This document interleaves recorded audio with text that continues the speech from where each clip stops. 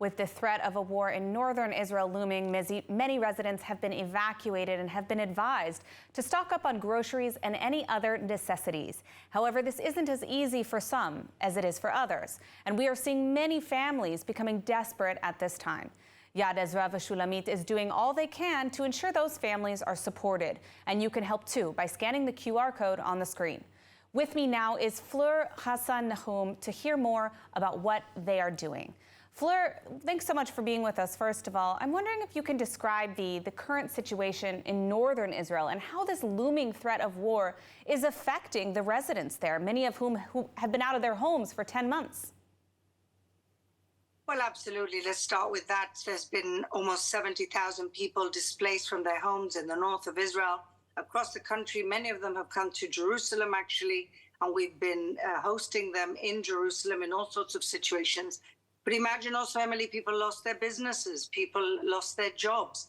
And so there's a lot of people right now who are not just tense about an attack that may come, but they know how much they will suffer themselves with probably electricity, lack of water, and all sorts of things that happen when a main attack like that comes. And this is what everybody's waiting for right now.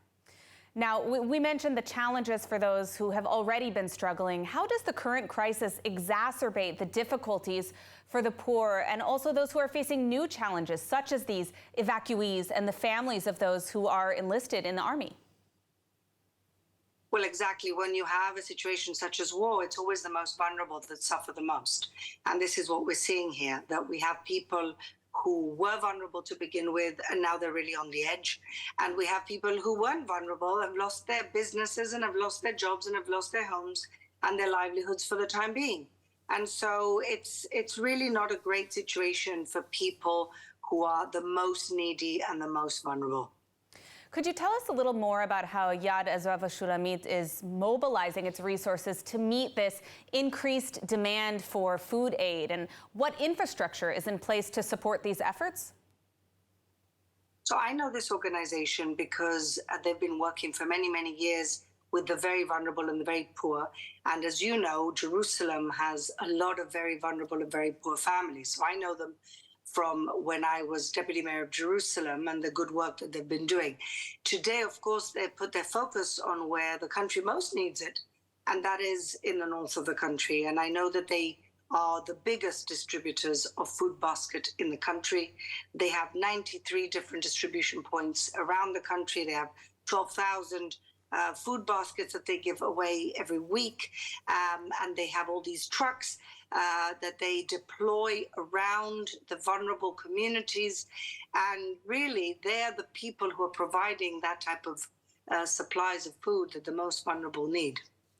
Now, Fleur, you've painted a vivid picture of the daily realities that are faced by those in need. I'm wondering if you could share a specific story or an example that perhaps illustrates the urgent need for support during this crisis.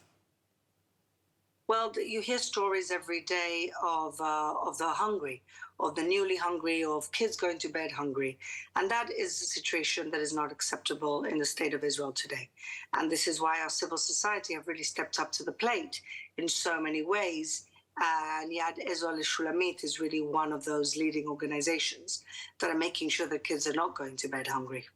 As we wrap up, could you just reiterate to our viewers how they can help? I mean, what are the most immediate needs for these Israelis who are in need, and how can donations actually make a direct impact right now?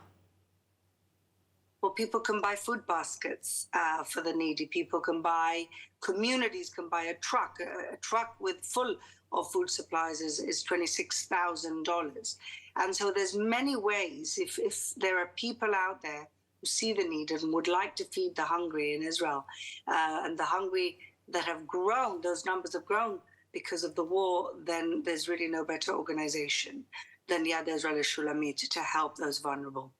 Absolutely. Well, Fleur, thank you so much for joining us today and for speaking about this important initiative that is working on the ground to help, of course, the soldiers who are on the front lines and their families who are struggling, as well as the evacuees from the north and any other Israelis in need. Thank you so much, Fleur.